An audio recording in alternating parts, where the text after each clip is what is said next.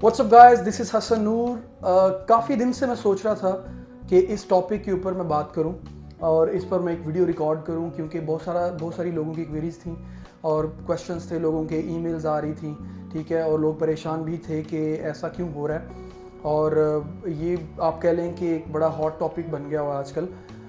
है क्या, इस पर बात करते हैं। बेसिकली जो लोग यहाँ यूएई से, मैं यूएई की बात करता हूँ, जो लोग यूएई से यहाँ अप्लाई कर रहे हैं टर्किश विज़िट वीज़ा के लिए, उनकी बहुत ज़्यादा रिजेक्शंस आ रही हैं, ठीक है। आप कह सकते हैं कि ओवरऑल अगर देखा जाए तो ये 50-50 मार्जिन है। और इस 50 जो रिजेक्शंस हैं, इनके अंदर भी जो पाकिस्तानी पासपोर्ट हैं उनके ऊपर बहुत सारी रिजेक्शंस आ रही हैं।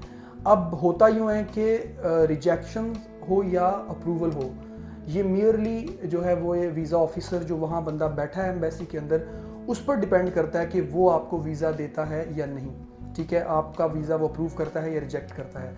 लेकिन हम बात इस चीज़ पर करेंगे कि ये डिले क्यों हो रहा है, और कुछ ऐसी बातें भी हैं कि जिनसे थोड़ा सा मैं पर्सनली थोड़ा सा सस्पिशियस हो जाता हूँ। सबसे पहली चीज़ तो ये है कि ये जब ऑलमोस्ट आप कह लें कि 45 to 50 डेज़ हो गए इसको, कि जिन लोगों का इससे पहले मैंने अप्लाई किया हुआ था, मैंने किया, जो मेरे क्लाइंट्स थे या मेरे से हट के जिन लोगों ने अप्लाई किया, उन लोगों ने भी मेरे साथ कांटेक्ट किया, तो उनसे भी जब मेरी बात हुई तो ये चीज़ सामने आई कि it's taking almost 45 to 60 days, ठीक है, एक एप्लीकेशन को प्रोसेस करने के। रिज़ल्ट जो भी है वो एक अलग टॉपिक है, लेकिन सबसे पहली चीज़ ये है कि उसको प्रोसेसिंग टाइम जो है वही इंक्रीज़ हो गया। अब इसकी सबसे बड़ी वजह यह है, ओवरऑल अगर देखें, कि रश बहुत ज़्यादा है, ठीक है। बहुत सारी एप्लीकेशंस हैं। आपको पता है कि कोविड के बाद जो है जो लोग जो हैं वो बाहर निकल रहे हैं और ट्रैवलिंग बहुत ज़्यादा बढ़ गई है, ठीक है। वो इस्तांबुल हो या फिर कोई भी यूरोप का कोई और कंट्री हो, ठीक है, तो लोग बहुत ज़्यादा ट्रैवल कर रहे हैं। लोग छुपे हुए थे कोविड के दिनों में, अब वो निकले हैं। इसी तरह से फिर एम्बेसी में रश है, एप्लीकेशन ज़्यादा हैं, प्रोसेसिंग टाइम ज़्यादा हो सकता है, it's not a big deal. लेकिन रिजेक्शन जब आती हैं तो उसके ऊपर आकर थोड़ा सा डाउट होता है। देखिए, पाकिस्तानी मैंने ऑलमोस्ट विदिन आप ये कह लें कि 45 डेज़ मैंने खुद जो मेरे से एप्लीकेशन हुई हैं वो अराउंड 25 एप्लीकेशंस मैंने की हैं, ठीक है, जिनमें सिर्फ 3 लोगों को वीज़ा मिला and all others they were rejected. वो वाइट कॉलर जॉब थी और बाकी जो हैं उन मिक्स थे, बट मोस्टली लोगों को रिजेक्शन आई। अब इसमें जो मैं सोचता हूँ, मुझे ऐसा लगता है कि जो रीसेंट इवेंट्स थे टर्की के अंदर, ठीक है, इसके ऊपर मैंने एक वीडियो भी बनाई हुई है, आप बेशक उसको देख सकते हैं। उस वीडियो को आपको समझ आएगी कि हुआ क्या था, ठीक है। मैं उसकी डिटेल में नहीं जाऊँगा, लेकिन काफ़ी ज़्यादा प्रॉब्लमेटिक एक सिचुएशन बन गई थी पाकिस्तानियों के लिए टर्की के अंदर, कि उनको, और यहाँ तक कि अभी तक अराउंड जो मैंने फिगर देखा था 25,000 जो इलीगल लोग थे वहाँ से उनको डिपोर्ट किया गया, ठीक है। उससे पहले वो नहीं छेड़ रहे थे, किसी को कुछ नहीं कह रहे थे, लोग काम भी कर रहे थे इलीगल।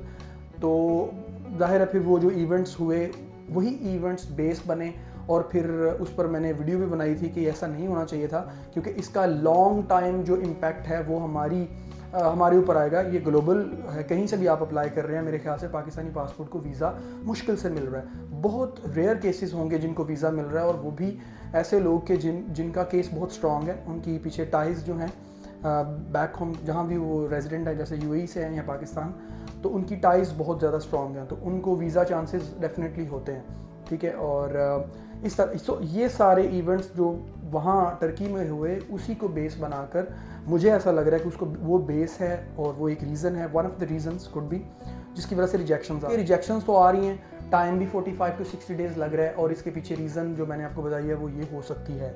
बाकी नेशनैलिटीज़ के साथ मसला नहीं है, वो नॉर्मल चल रहा है। हाँ, उनका टाइम लग रहा है, लेकिन उनकी जो एप्लीकेशन है वो प्रोसेस हो जाती है। मेरे एक दो जानने वाले जिनसे मैंने ये जो मेरे क्लाइंट्स थे, उनमें कुछ लोगों के साथ इस तरह हुआ कि जिन्होंने अप्लाई किया मेरे थ्रू, वो वहाँ गए और कुछ लोगों से उन्होंने एक कवर लेटर नहीं लिया। और हालांकि ये एक इम्पॉर्टेंट डॉक्यूमेंट है, लेकिन ये नेसेसरी नहीं है, लेकिन उन्होंने नहीं लिया। कुछ ऐसे लोग थे जिनसे उन्होंने एडिशनल डॉक्यूमेंट्स जो थे, जैसे उनका हो गया लाइसेंस, हो गया उनका मुल्किया, हो गया गाड़ी का, और उसके अलावा काफ़ी और डॉक्यूमेंट्स जो उनकी जो टाइज शो करता है कि हाँ ये पर्सन वापस आएगा, तो उन्होंने वो डॉक्यूमेंट्स उनसे नहीं लिए। इसके अलावा कुछ लोगों के साथ इस तरह हुआ कि जब आप VFS में अप्लाई करके वापस आते हैं, तो जब आप उसका ऑनलाइन स्टेटस चेक करते हैं रेफरेंस नंबर के थ्रू, गेटवे ग्लोबल के ऊपर आप जाकर जब उसको चेक करते हैं तो वहाँ लिखा आता है कि आपका योर पासपोर्ट आउटस्कैन टू एम्बेसी, ठीक है। तो उसके बाद रिसीव्ड एट एम्बेसी, तो मुख्तलिफ स्टेटस होते रहते हैं। कुछ लोगों का इवन आफ्टर 20-25 डेज तक वो वहाँ से स्टेटस ही चेंज नहीं हुआ था। यही कि आपकी एप्लीकेशन जो है अभी VFS में है, यही था। इसके अलावा ये नहीं कि वो आउटस्कैन हो गया एम्बेसी को रिसीव हुआ ही नहीं था। इट मीन्स कि हो सकता है कि पासपोर्ट वो वहीं पे VFS में ही हो, इसमें शायद आगे इतनी ज़्यादा स्लॉट्स अवेलेबल ना हो या कुछ भी हो सकता है, कुड बी एनी रीज़न।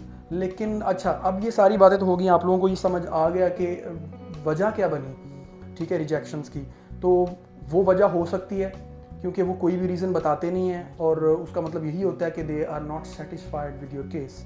तो इस सूरत में फिर अब क्या करना चाहिए, सोल्यूशन क्या है? देखिए, सोल्यूशन ये है कि अगर तो आप UAE से अप्लाई कर रहे हैं और आपका जो यहाँ वीज़ा स्टेटस है वो एक ब्लू कॉलर जॉब कर रहे हैं, आपकी जो वीज़ा प्रोफाइल है वो नॉर्मल है, ठीक है, आपका वीज़ा बहुत ज़्यादा स्ट्रॉन्ग नहीं है, जैसे आपको अकाउंटेंट इंजीनियरिंग और या इस तरह से, या आपकी सैलरी ज़्यादा नहीं है, आपके पास बैंक स्टेटमेंट ज़्यादा नहीं है, आपके पास यहाँ पर ज़्यादा स्ट्रॉन्ग टाइज नहीं है, तो आप अभी कुछ मंथ जो है लाइक 1 to 2-3 मंथ्स आप अवॉइड करें, ठीक है। जब नवंबर दिसंबर इन मंथ्स में जाकर, क्योंकि सर्दी हो जाती है, विंटर आ जाता है वहाँ भी, और वहाँ स्नोफॉल बहुत ज़्यादा होता है, उन दिनों में टूरिस्ट कंपैरेटिवली कम हो जाते हैं, तब आप जो है वो अप्लाई कर सकते हैं, और तब हो सकता है कुछ जो एक सिचुएशन जो गहमा गहमी की बनी हुई है वो थोड़ी बेहतर हो जाए, और इंशाल्लाह आपको वीज़ा तब मिल सकता है। तो आप ट्राई करें कि तब उसको अप्लाई करें।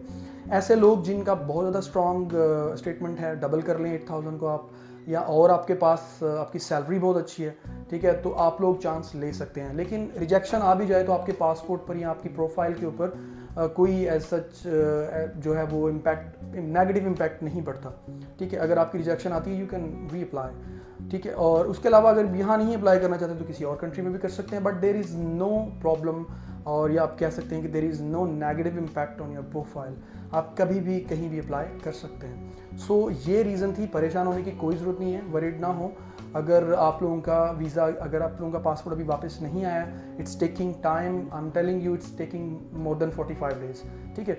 और उसके बाद अगर रिजेक्शन भी आती है, be patient, you will get back your insurance, but you can री अप्लाई। तो इस सूरत में ये है कि be patient and hopefully near in future things will get better. So that's all for today. Thank you so much for watching this video. Please share with maximum people, ताकि जो लोग परेशान हैं, जिन लोगों को आइडिया नहीं है, हो सकता है उन तक ये वीडियो पहुंचे और उनको एक एक्चुअल रीज़न पता चले। और see you in next video. Thank you so much for watching.